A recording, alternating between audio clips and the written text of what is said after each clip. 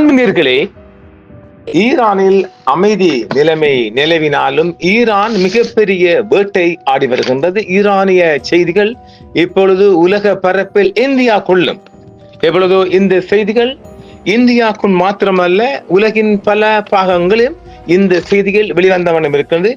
Mossad பயிற்சி பெற்ற பயங்கரவாத பிரிவு, அந்த பிரிவை ஈரான் மூர்க்கப்படை IRGCயின் மூர்க்கப்படை ஒரு 3000 உளவாளிகளை கைது செய்து அவர்களிடமிருந்து 60,000க்கு மேற்பட்ட ஆயுதங்களையும் பதிமுறை செய்திருக்கிறாங்க. என்ன நாடுறோம், 60,000 பேர் உங்க நாட்டுக்குள்ள AK-47 துப்பாக்கியை தூக்கிட்டு டொலரும் வாங்கிட்டு வந்தா நீங்க என்ன கண்ணை பத்திட்டு கோமாவில படுக்கிறீங்க? முட்டா பையங்க தாடி அமைச்சிக்கான முட்டா பையன் பாருங்க. இவருக்கு எலான் மஸ்கிட ஸ்டாலின் கூட முறியடித்த விடயம் நாம ஏற்கனவே சொல்லிக்கிறோம் இல்லை? அதே பெரிய உலக பரப்பில் அது ஒரு பேசுபொருள். இன்றைய பேசுபொருள் 60,000க்கு மேற்பட்ட ஆயுதங்கள் அவ்வளவும் பிடிபட்டிருக்குது. இப்பொழுது இன்னும் ஒரு விடயம் என்னென்றால், இப்ப அங்க கொலை செய்யப்பட்டாங்கல்ல, அத இந்த உளவாளிகளை கொலையை செஞ்சுட்டு ஈரான் படையில போடுறதுக்கு ஐடியா பண்ணாங்க. இப்ப அந்த கொலையெல்லாம் இவங்கட ஆயுதம் இல்லாம அந்த நாட்டு ஆயுதம், அதாவது இந்த உளவாளி கொண்டு வரப்பட்ட இந்த 60,000 என்றதை கண்டுபிடிக்கப்பட்டிருக்குது. இப்ப யாராவது விரும்புற நாட்டுக்காரங்க நீங்க டெஸ்டிங் பண்ணவாங்க, இந்த துப்பாக்கி எங்க வெடிச்சேன்னு காட்டுறது கூப்பிடுறாங்க. பார்க்கலாமா? இஸ்ரேலின் மொசாட்டால் பயிற்சி அளிக்கப்பட்ட ஒரு பெரிய பயங்கரவாத வலையமைப்பை அளித்ததாக ஈரானிய சட்ட அமலாக்கல் கட்டளை அதாவது ஃபரஜா அறிவித்துள்ளது.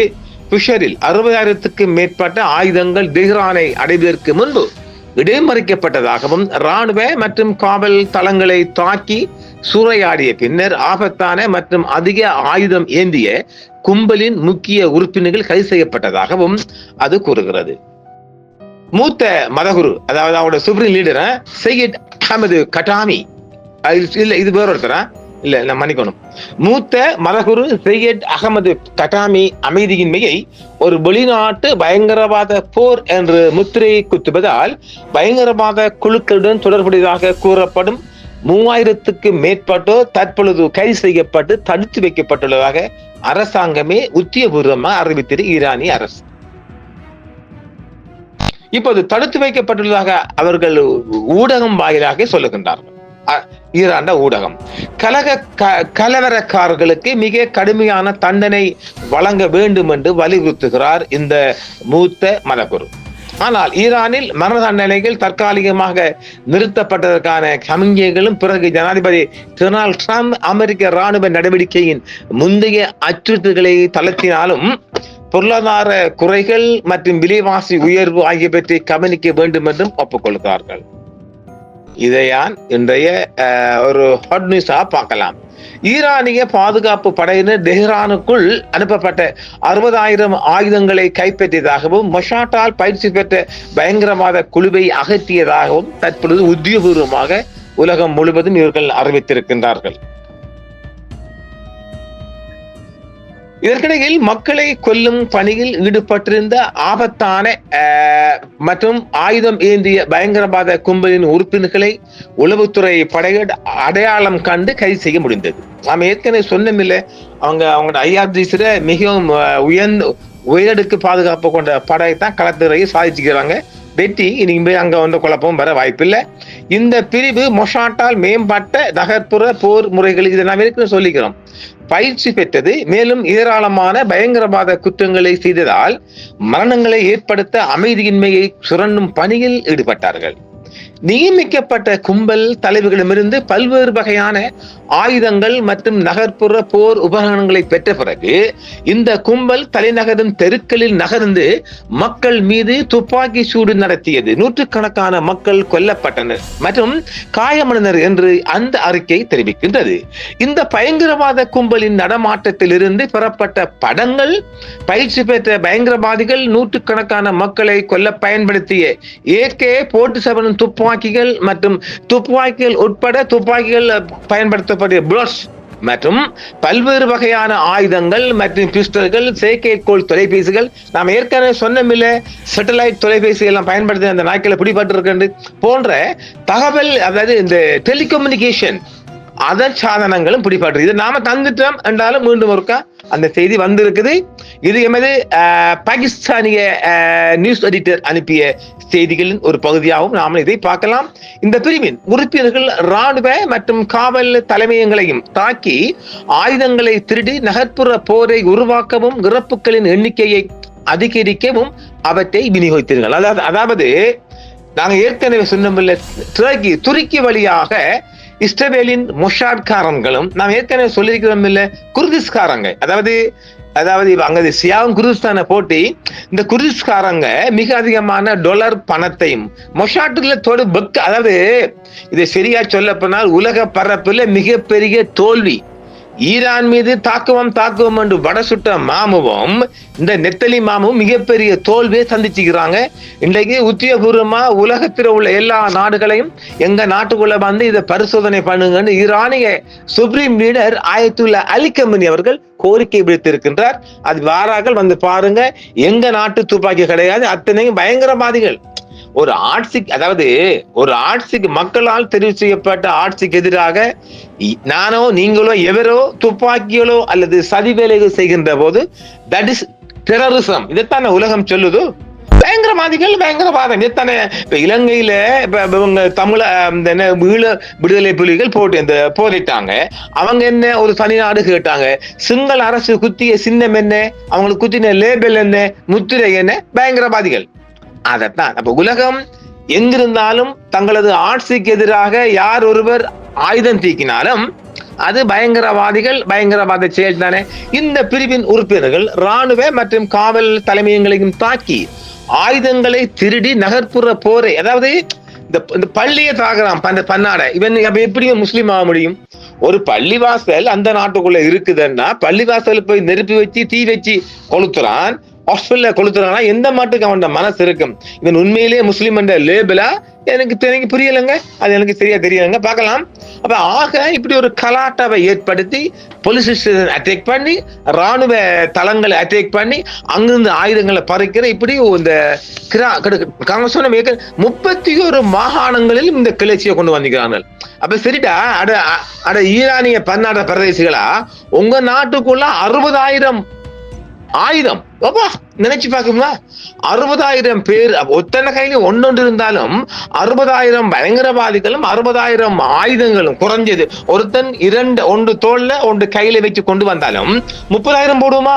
அப்ப உங்க நாடு என்ன சுண்டகா நாடா? எவ்வளவு பெரிய நாடு இல்லையா, பாரசீக நாடு. அந்த நாட்டுக்குள்ள 30,000 குறைஞ்சது 30,000 பேராவது 60,000 ஆயுதங்கள் கொண்டு வர வேண்டா. நீங்க 24 மணி நேரம் புழுங்கிட்டு படுத்த கோமாளி பயல்களா? இப்ப பாருங்க, எலான் மச்சாண்ட ஸ்டார்லிங்க அடிச்சு உடத்திருக்கிறீங்க உங்க கூட. அதாவது சரியா சொல்ல போனால் அவங்களோட army intelligent, IRGC army intelligent அவங்களோட ஸ்டார்லிங்க மூட்டை கட்டி ஓடும் வரைக்கும் உலகமே அதிசயப்படு. இதை நாம உங்களுக்கு பெஸ்டா தந்திக்கிறோமா? உலக பரப்புல இந்த தமிழ் பரப்புல நாம தான் பெஸ்டா தந்தோம் சொல்ல மாட்டாங்களே. அதாவது இஸ்லாத்துக்கு எதிரான ஊடகங்களும் இஸ்லாத்துக்கு எதிரான யூடியூபரும் சொல்ல மாட்டாங்களே. நம்ம தான் அதை கொண்டு வரணும். நம்ம எல்லாம் சமம், எங்களுக்கு இந்த இது கிடையாங்க. நாங்க வெறும் ஒரு செய்தியை கொண்டு வர ஒரு ஏஜென்ட் மாத்திரம்தான். நாங்க எங்களுக்கு அம்படிச்சு ஒன்று நடக்க போறல. இதை சொன்னா இஸ்லாத்துக்கு எதிரி, அதாவது ஈரானுக்கு ஆதரவு. டேய் நாய்களா, ஒரு நாட்டுக்குள்ள இந்த மாதிரி ஒரு சம்பவம் நடக்கும்னா நாம அறியணும். எது உண்மை எது பொய்ன்னு நீங்க பிடிச்சுக்கொள்ளுங்க. அப்புறம் கொண்டு வர எங்களுக்கு ஏஜென்ட்டுக்கு எப்படி அடிப்பீங்க? நாங்க ஒரு news agent, that's all your honour. சரி, நடவடிக்கைகளின் போது குறிப்பிடத்தக்க அளவு பல்வேறு வகையான ஆயுதங்கள், வெடிமருந்துகள் மற்றும் செயற்கைக்கோள் சேட்டலைட்ஸ், போனுகள், கம்யூனிகேஷன்கள் எல்லாமே IRGC பறிச்சிட்டான். கடந்த மாத இறுதியில் அமைதியான போராட்டங்கள் தொடங்கினாலும் அது படிப்படியாக வன்முறையாக மாறி உலகத்தின் ஒட்டுமொத்த பார்வை ஈரானுக்குள்ளேயே போக்கஸ் போட்டு எத்தனை பேர் கொக்கரிட்டானுங்கள். இந்த தமிழ்நாட்டு பன்னாட பிரதேசிகள் அத்தனை பேரும் ஈரான் சுப்ரீம் கதை முடிஞ்சு அவர் காலி ஆயிட்டார். ஏண்டா உங்களுக்கு ஒரு அளவு வேணாமடா பன்னாடைகளா? நாங்க மட்டும்தான் உறுதியா சொன்னோம். அவர் 80 வயது முதியவர், ஒருபோது நாட்டை விட்டு போக மாட்டார். முடிந்தவரை போராடுவார், இல்லை என்றால் மரணிப்பார், அவ்வளவுதான். அதை விட்டுட்டு ரஷ்யாவுக்கு போயிட்டார். மாஸ்கோ பிளைட் வந்துட்டு அள்ளிக்கிட்டு போயிட்டாங்க. அவட அந்த சுப்ரீம் லீடர் மக்கள் அவருக்கு 3 மகன்கள் இருக்கிறாங்க, எல்லாருமே வயசானவங்க. அவங்க மூட்டை கட்டுறாங்க, பணத்தை மாத்துறாங்க. டேய், அவிக்கிறதுக்கு ஒரு அளவு வேணும்டா, உங்களோட பொய் மூட்டைக்கும் ஒரு அளவு வேணும்டா பன்னாட பிரதேசிகளா. எனவே ஈரானுக்குள்ள ஒட்டுமொத்தமாக சுப்ரீம் லீடர் அடக்கி விட்டார். இனி ஒருத்தர் ஒண்ணும் பண்ணல. இப்ப இந்த ஒரு பிந்தி இப்ப நாம இந்த ரீடிங் பண்ணக்குள்ளேயே ஒரு செய்தி வருகிறது. இப்ப நாங்க சொல்லி ஏற்கனவே இப்ப ரம்ஸ்மாம கிரீன்லாந்து பக்கம் போயிட்டார். அப்ப அங்கேயும் ஒரு மோதலை உருவாக்குறதுக்கு வளைகுடாவில் இருக்கின்ற பதற்றம் படிப்படியாக குறைகின்றது. இப்பொழுது நாங்க சொன்னமில்லை, ஏற்கனவே நாம 6 மாதத்துக்கு முதலே சொல்லியிருந்தோம், ஈரான் வெற்றிகரமான முறையில் அணுகுண்டு பரிசோதனை முடித்து விட்டு உலகத்தின் அது எந்த மொழியா இருந்தாலும் எல்லா புகழும் இறைவனுக்கு. நாம் தான் முதலாக இந்த ஊடகத்தின் மூலமாக கொடுத்திருந்தோம். என்ன கொடுத்திருந்தோம்? ஈரான் தனது அணுகுண்டு பரிசோதனை வெற்றிகரமாக முடிச்சிட்டு இப்ப இன்று வருகின்ற செய்தி எல்லாம் பார்க்கின்ற போது ஈரான் அணுகுண்டை கையில் எடுப்புக்கு தயார் நிலையில் வந்திருக்காம். இதை நாங்கள் அப்போ சொல்லுவது சிஐயும் மொசாடும். இது எப்படி இருக்குது? இதைத்தானே நாங்க தொடர்ந்து சொல்லி வரோம். கேட்டாத்தானே மக்கள் நீங்க எப்படி மொசாட், அதாவது இப்ப கடைசி யுத்தத்தை, அந்த யுத்தம் வேணும் என்று அடம் பிடிச்சவர் நெத்தலி மாம்ஸ், யாரு? நெதன்யாகு. இப்ப அவர் என்ன சொல்லுகிறாரு? இப்போதைக்கு வேணாமாப்பா என்று போஸ்ட்போன் பண்ணிக்கிறாங்க. இப்பொழுது உலகத்தின் ஒட்டுமொத்த பார்வையும் கிரீன்லாந்துக்கு போகுது. அங்கிட்டு போய் மோதிக்கொள்ளுங்க. ஆக ஈரான், நாங்க ஏற்கனவே பலமுறை சொல்லிக்கிறோம், அதாவது நீங்க 10 பேர் சேர்ந்து ஒரு சண்டியனோ கோமாளியோ ஏமாளியோ அடிக்க முனைகின்ற போது அவன் தன்னிடம் மறைத்து வைக்கின்ற ஆயுதத்தை தூக்குவான். அதான் சொன்ன நாங்க அப்பொழுது. இப்போ ஈரானுக்கு மேல நீங்க தொடர்ந்து ஏதாவது செய்ய போனால் ஈரான் 2000 10,000 கிலோமீட்டர் பாயக்கூடிய இந்த மிசைலை கொண்டு கொட்ட போறான் இஸ்ரேல் மட்டுமல்ல, வளைகுடா முழுவதும் இருக்கின்ற அமெரிக்க பேஸ் முழுவதும் ஒரு தாக்குதல் திட்டம் ஈரான் கையில் இருந்தது. இதையெல்லாம் அறிந்த பிற்பாடுதான் இந்த போஸ்ட்போன் பண்ணப்பட்டிருக்கிறாங்க.